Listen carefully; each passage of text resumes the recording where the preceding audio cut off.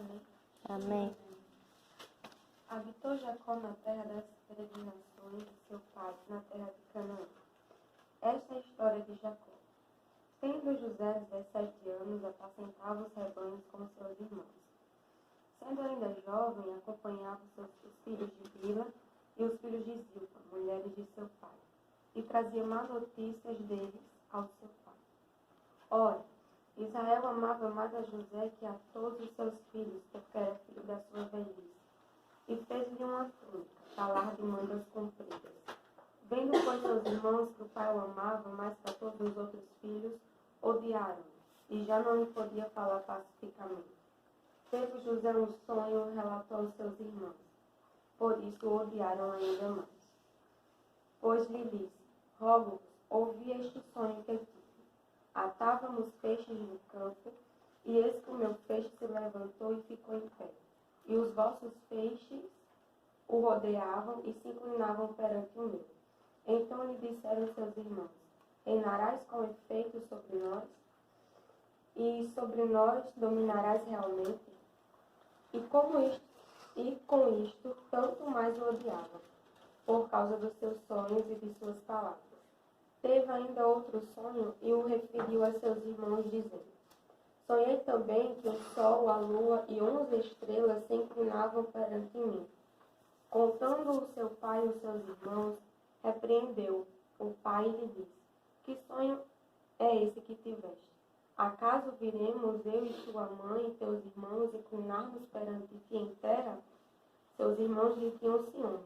O pai, no entanto, considerava o caso consigo mesmo. Amém? Amém. Enquanto eu li essa palavra, o Senhor falava em meu coração a questão dos sonhos de José. José, um menino de 17 anos, com sua família, com seus pais, com seus irmãos. E a gente sabe que a família de Jacó já carregava uma promessa, lá de Abraão. Então, a casa de Jacó tinha uma promessa. E os irmãos de José também estavam no meio dessa promessa. Mas José tinha um papel especial. Deus iria levantar José para um papel especial. Um papel de destaque. Algo especial, diferente de seus irmãos. E a palavra vai nos contando que José teve seus sonhos. Deus mostrou a José aquilo que ele iria, até onde ele iria chegar. Deus começa a mostrar a José a posição que José ia ter. E José conta aos seus irmãos, e é interessante que a gente observa que nem o seu pai e nem os seus irmãos, mesmo sabendo da promessa, não entenderam o que José estava falando. E até falaram: acaso você está dizendo que a gente vai se prostrar diante de você? E o que a gente pode perceber é que nem todo mundo vai entender o projeto que Deus tem na nossa vida. Nem todo mundo vai entender o chamado que Deus tem para a nossa vida. E muitas das vezes vai ser os de casa. Muitas das vezes vai ser os amigos que não vão entender os tamanhos do projeto que Deus tem para a sua vida. Mas o que é interessante é que a palavra de Deus diz que a palavra de Deus não mostra que José desanimou. Mas obviamente por ser um homem, por ser humano, claro que ele teve o seu desânimo. E o que me chama a atenção e a parte mais que eu quero frisar é que Deus mostra o sonho a José. Deus mostra até onde José iria chegar. Mas Deus não mostra o processo até a chegada da promessa. E é muito isso assim que Deus tratou ao meu coração, tanto para mim, quanto para passar para vocês hoje, nesse momento. Que muitas das vezes Deus sempre vai nos dizer, quantas vezes a gente já ouviu: vou eu te levar para um lugar, vou eu te dar aquilo que você pede, vou eu te colocar numa posição de destaque, mas Deus nunca diz o processo que a gente vai ter que passar até chegar ao tempo da promessa. E talvez o processo é o mais dolorido. E talvez é no processo que a gente acha até que a promessa que Deus um dia falou não vai cumprir por conta do processo. Mas o processo é tão importante até a chegada da promessa porque é no processo que a gente vai ganhando força.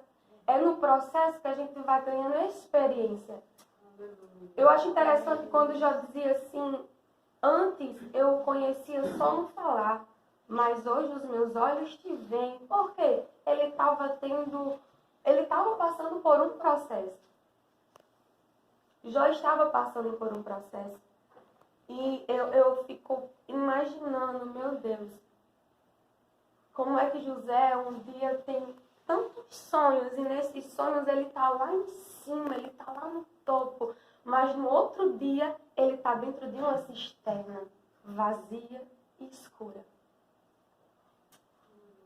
Um dia com sonhos, outro dia dentro de uma cisterna. Meu Deus, tu és mistério. E é quando a gente vai observando a palavra de Deus e a gente tenta imaginar o que foi que José passou. Não foi ninguém, não foi os inimigos, não foi alguém conhecido que empurrou ele dentro da cisterna. Foram os seus irmãos. Estava do lado dele. Jogam ele dentro da cisterna e eu imagino que José, o que passou na cabeça de José. Talvez ele disse, Senhor, e os meus sonhos? Senhor, e o que o Senhor disse que ia fazer comigo? O que é que vai acontecer agora dentro da cisterna? Mas o que também chama a atenção é que quando José está chegando, os irmãos olham para ele, um deles e diz, lá vem o sonhador. Vamos lançar dentro da cisterna e vamos ver até onde o sonho dele vai levá-lo. Mas eu acho lindo é que aonde o homem olha e diz, é o ponto final, Deus está olhando, calma José, é o início da promessa. Aleluia. Aonde o homem olha e diz, é o ponto final de José. Agora não tem mais sonho para viver. Aí Jesus olha lá do céu, Deus olha lá do céu e diz, José, tenha calma. É só o início da sua jornada. Eu só estou lhe preparando. É que a promessa é muito maior. A promessa é muito grande. Talvez a nossa ansiedade comece a atrapalhar e a dizer, Deus, o Senhor falou e até agora não aconteceu.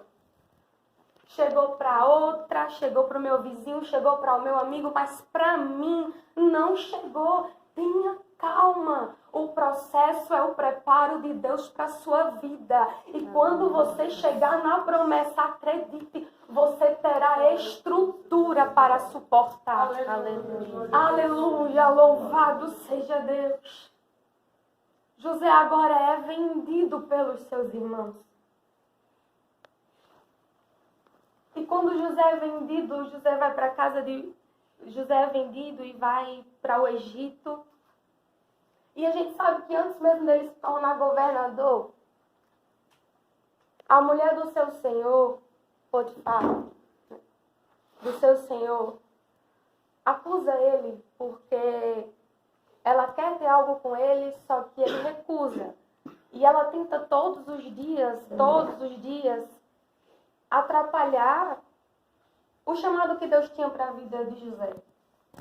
Mas o que eu também acho interessante, que me chama muita atenção na vida de José, homem como nós.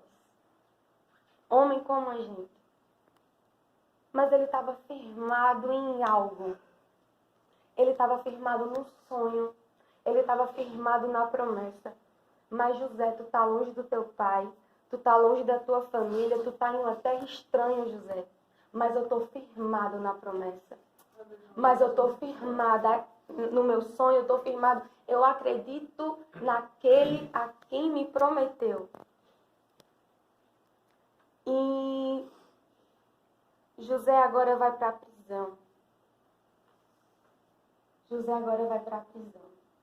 Injustamente. A gente sabe disso. Com promessa, jogado na cisterna,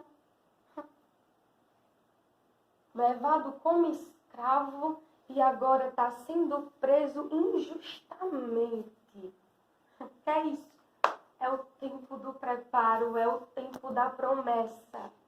Talvez a gente disse, mas Senhor, não seria mais fácil por esse lado? Não seria mais fácil por esse caminho? Não seria mais fácil ele chegar até o Egito e então o faraó ver ele, se agradar dele e logo colocá-lo como governador? Mas era necessário o tempo do processo.